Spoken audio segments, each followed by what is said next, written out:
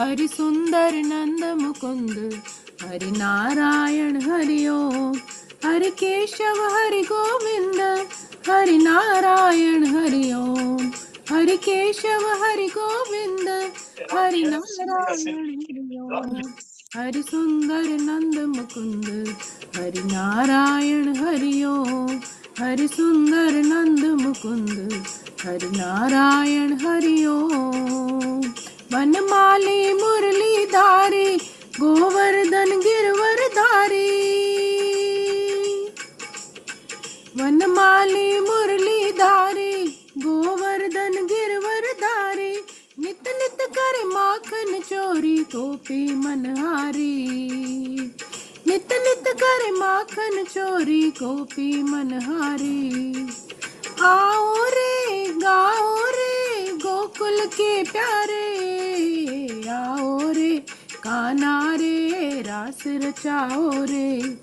हरि सुंदर नंद मुकुंद, हरि नारायण हरि ओम। हरि सुंदर नंद मुकुंद, हरि नारायण हरि ओम। हरि केशव हरि गोविंद, हरि नारायण हरि ओम। हरि केशव हरि गोविंद, हरि नारायण हरि ओम। हरि सुंदर नंद मुकुंद, हरि नारायण हरि ओम। हरि नारायण हरि ओम। हरि नारायण हरि ओम। ओम बापू नंदाचौर वाल्या आपकी सदा ही जय। लुबा के बिहारी लाल की जय। प्यारी साध संगत जी, गीता पाठ श्रवण करते हैं। वसुदेव सुतं देवं कंस चाणूरमर्दनं, देवकी परमानंदं कृष्णं वंदे जगद्गुरुं। कृष्णं वंदे जगद्गुरुं। ओम श्री परमात्मने नमः। श्रीमद्भगवद गीता अथ त्रयोदशोऽध्यायः। प्यारी साध संगत जी, हम इस अध्याय के अंतिम चरणों में श्लोक क्रमांक 29 तक श्रवण किए। आज 30 और 31 अगले श्लोकों के श्रवण करते हैं, चिंतन करते हैं। तो पिछले श्लोक में प्रभु ने अपने मुखारविंद से ये उपदेश दिया कि हे अर्जुन, जो भी इस शरीर द्वारा जो भी खाना पीना, चलना फिरना, उठना बैठना, इस शरीर का घटना बढ़ना, हिलना डुलना, सोना जागना, चिंतन करना, समाधिस्थ होना, जो कुछ भी क्रियाएं होती हैं वो सब के सब ये प्रकृति अर्थात जड़ शरीर द्वारा होती है, स्वयं के द्वारा नहीं। आत्मा केवल इसका अनुभव करती है, और जिसको ये वास्तव में देखना आ गया, जिसकी ऐसी दृष्टि हो गई, उसी को ही वास्तव में देखना आ गया। क्योंकि जो आत्मा है वो केवल अकर्तापन के भाव से रहता है। बाकी जो दुनियादारी की चीजें जो देखते हैं मिथ्या, वो सिर्फ जड़ पदार्थों को ही देखता है। ये पुरुष अर्थात ये आत्मा शरीर में रहता हुआ भी कुछ नहीं करता, ना ही इसमें लिप्त होता है, केवल दृष्टा भाव से ही सब कार्य देखता है। जैसे हम श्वास लेते हैं, तो हम श्वास जो लेते हैं ये हमारी इच्छा से नहीं, हम ना भी ले तब भी सोते उठते बैठते हमारी श्वासें अपने आप चलती हैं। तो ये परमात्मा जो प्राण दिए हैं, तो ये वही आत्मा के ही स्वरूप के कारण, जो अंदर हमारा चेतन स्वरूप है उसके कारण ही ये चलता है।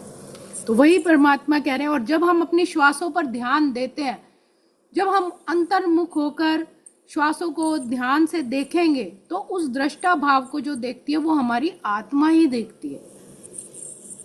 अब अगला श्लोक, श्लोक क्रमांक 30। यदा भूत पृथक भावम् एकस्थं मनुपश्यति, तत्एव च विस्तारं ब्रह्म संपद्यते तदा।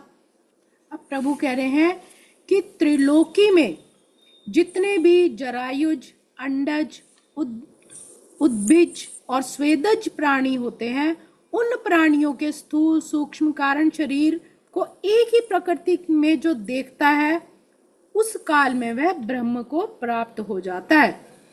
इसको आसान भाषा में समझते हैं।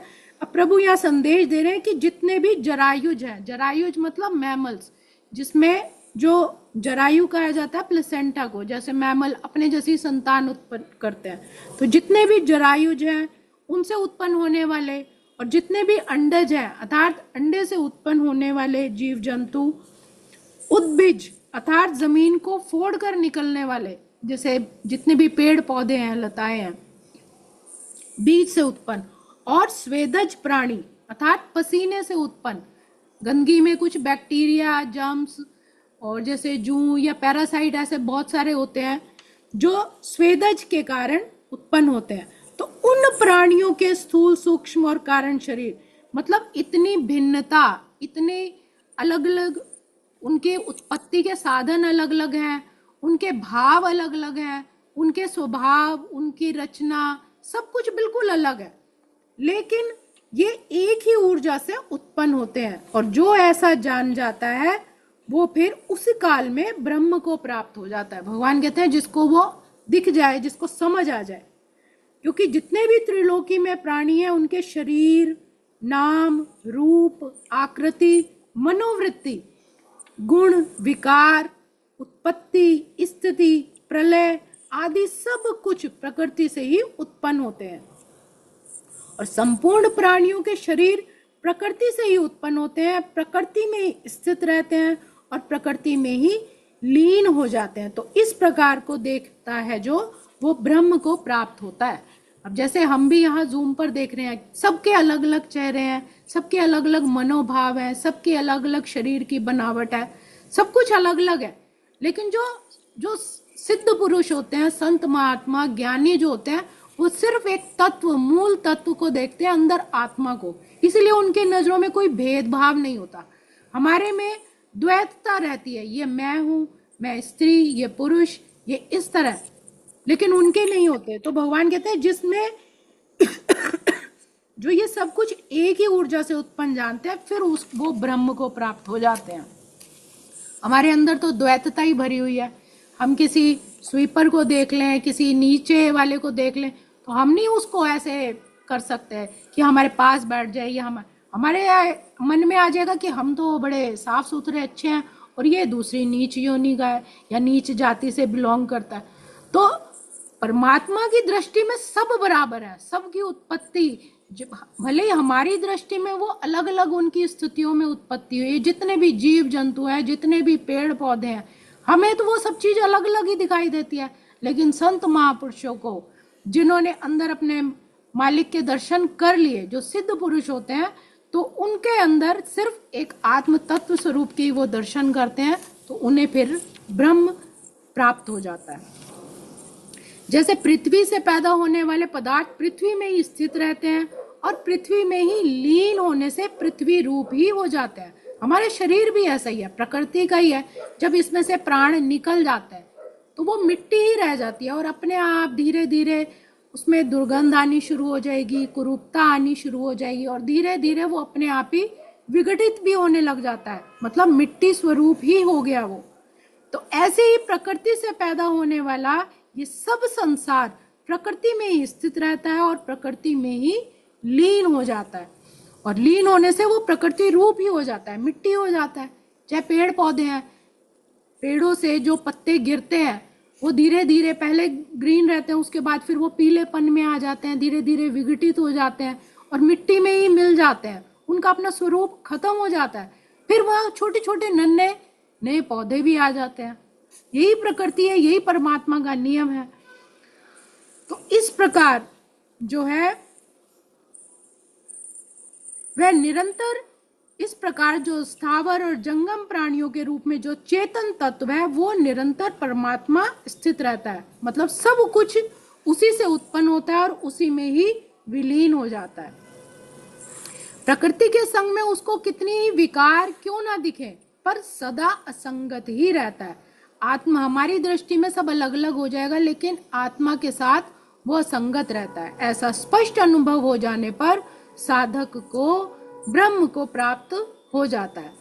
राग होने पर उसमें गुण दिखाई देते हैं और द्वेष होने पर हमें दोष ही दिखाई देते हैं। जो चीज हमें अच्छी लगती है, चाहे वो कितनी अच्छी मतलब संसार के लिए वो खराब हो सकती है, लेकिन अगर हमें प्रिय है तो हमें उसमें अच्छाई ही दिखेगी, बुराई की तरफ ध्यान ही नहीं जाएगा। और अगर हमें कोई कोई व्यक्ति, कोई वस्तु अगर हमें बुरी लगती है तो हमें उसमें दोष ही दोष दिखाई देंगे। तो इस प्रकार दृष्टि के आगे जो राग द्वेष का पर्दा आ जाता है, ये वास्तविकता का अनुभव नहीं होने देता। तो संपूर्ण प्राणियों के शरीरों की उत्पत्ति, उनकी स्थिति, विनाश को प्रकृति में ही देखना चाहिए। तो जो देखता है तथा अपने में उसका अभाव देखता है, तब उसकी दृष्टि के आगे से राग द्वेष का पर्दा हट जाता है। जो ये समझते हैं कि मैं शरीर नहीं, मैं आत्मा हूं, मैं अजर अमर अविनाशी उसी परमात्मा का अंश हूं, फिर उसका राग द्वेष से पर्दा हट जाता है और उसको स्वतः ही परमात्म तत्व का अनुभव हो जाता है। प्रभु कहते हैं कि फिर उसको भी ब्रह्म की प्राप्ति हो जाती है। अगला श्लोक, अनादिदित्वा निर्गुणत्वात् परमात्मा यमव्ययः शरीरस्थोऽपि कौन्तेय न करोति न लिप्यते। बहुत सुंदर श्लोक, न करोति न लिप्यते। अब प्रभु इसमें क्या संदेश दे रहे हैं? तो इस अध्याय में आत्मा को अनादि कहा है कि ये जो पुरुष गुणों से रहित है। हमने पीछे भी पढ़ा था कि जो भी गुण होते हैं, विकार होते हैं, प्रकृति अर्थात शरीर में होते हैं, और ये जो पुरुष, जो चेतन आत्मा है, ये गुणों से रहित होती है। तो प्रकृति अनादि तो है, पर वो गुणों से रहित नहीं है, उसमें कई विकार हैं। परंतु पुरुष जो है वो सात्विक, राजसी, तामस, इन सभी विकारों से, इन गुणों से परे है, वो निर्विकार और निर्गुण है। शरीरस्थोपि कौन्तेय न करोति न लिप्यते। अब प्रभु यहाँ पर आत्मा के विषय में अर्जुन से कह रहे हैं कि यह जो पुरुष अर्थात जो चेतन आत्मा शरीर में रहता है, यह कुछ नहीं करता और न ही किसी कार्य से लिप्त होता है।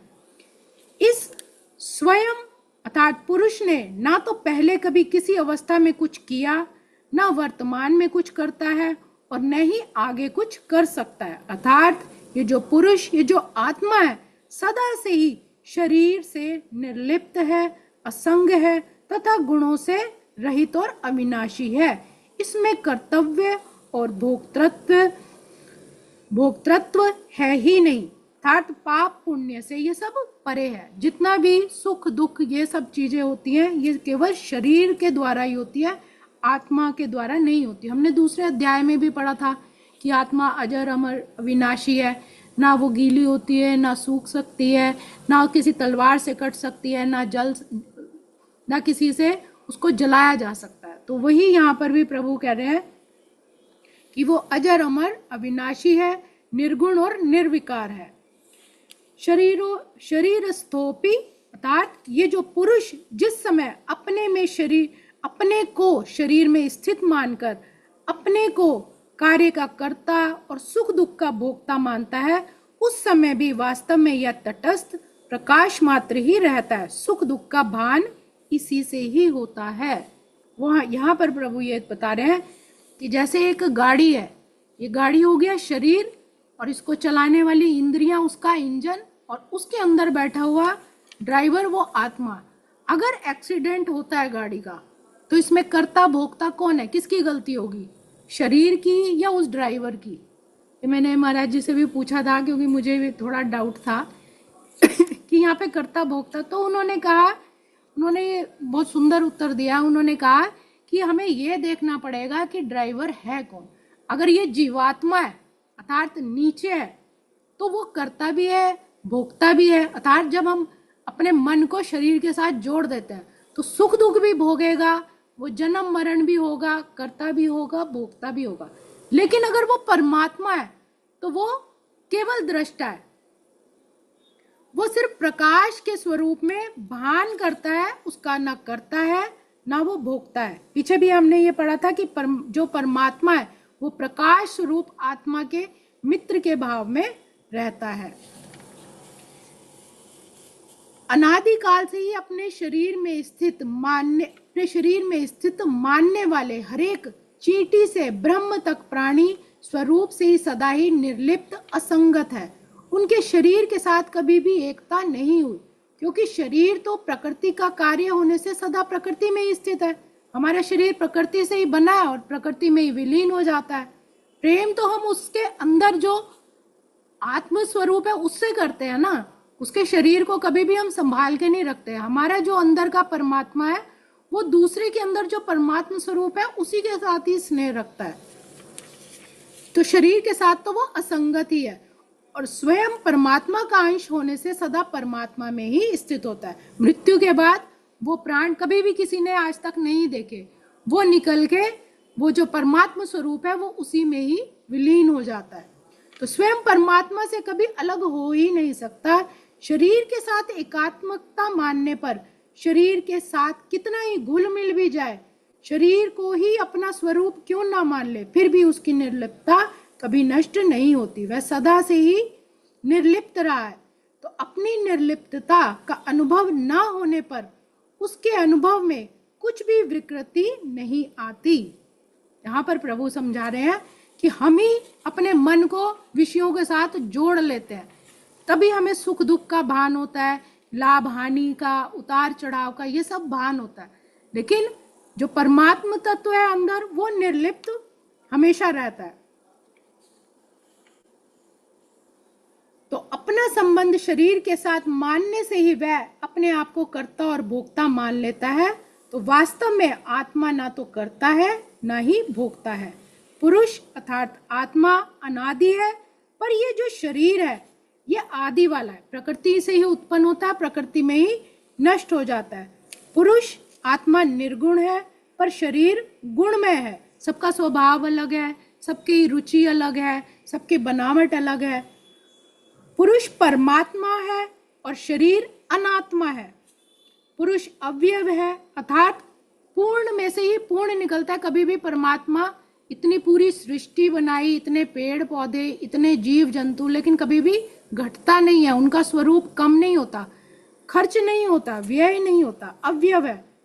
पर शरीर नाशवान है, हम प्रतिक्षण नष्ट हो रहे हैं, इसीलिए नाशवान कहा जाता है। जो पहले थे धीरे धीरे धीरे धीरे हमारे शरीर की, हमारे अंगों की का जो है वो धीरे धीरे, श्वासें भी धीरे धीरे समाप्ति की ओर जाती हैं। इसीलिए अज्ञानी मनुष्य के द्वारा पुरुष आत्मा को शरीर में स्थित मानने पर वास्तव में वह शरीर में स्थित नहीं है। हमें दिखता है कि किसी की मृत्यु हो गई तो अब ये खत्म हो गया, लेकिन वो उसके शरीर का ही जो है समाप्ति होती है। आत्मा अजर अमर तो उस परमात्मा में ही मिल जाती है। शरीर से सर्वथा असंबद्ध है। तो इसीलिए परमात्मा ने कहा है कि आत्मा जो है न करोति न लिप्यते। शरीर का संबंध तो संसार के साथ है, पर पुरुष का संबंध उस परमात्मा के साथ है। हमें संसार की ही तो चीजें अच्छी लगती हैं, जो भी हम देखते हैं, खाने पीने की, कोई व्यक्ति, कोई वस्तु, कोई ऐसी भी चीज, हमारा मोह ही उधर भागता है। लेकिन जो परमात्मा है, जो हमारे अंदर आत्मा स्थित है, वो केवल परमात्मा के साथ ही उसकी एकात्मकता है। अतः वास्तव में पुरुष कभी शरीरस्थ हो ही नहीं सकता। कहने का भाव है कि आत्मा शरीर के अंदर हमारे स्थित होते हुए भी उसके साथ लिप्त नहीं है। और इस वास्तविकता की तरफ ध्यान न देने के कारण मनुष्य उसके शरीर को ही शरीरस्थ ही मान लेता है। तो जैसे मकान में रहते हुए हम मकान से अलग हैं, और ऐसे ही शरीर में रहते हुए मानने पर भी हम शरीर से अलग हो जाते हैं। हम मकान के अंदर रहते हैं, जो भी बनावट है बाहर की, हम तो वही है। इसी तरह हमारे शरीर के अंदर जो मूल तत्व है, जो परमात्मा तत्व है, वो वैसा ही रहता है।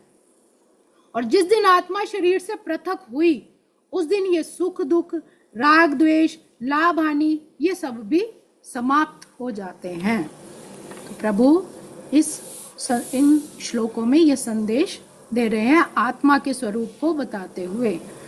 आज के श्लोकों को हम यहीं विराम देते हैं।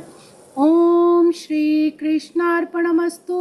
हरे नमः, हरे नमः, हरे नमः। भजमन नारायण नारायण नारायण।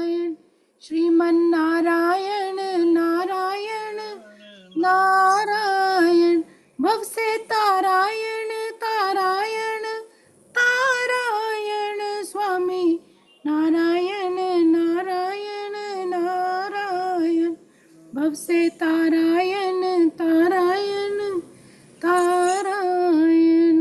बोलो बांके बिहारी लाल की जय। मेरे सद्गुरु महाराज की जय। श्रीमद् भगवत गीता की जय। वाह जी वाह। बहुत कुछ, कितना देखो, कितना हमें समझाने के लिए भगवान कृष्ण ने अर्जुन के थ्रू समझाने की कोशिश की है। कितनी छोटी छोटी बातें, कितने गहरी बातें हैं, है ना।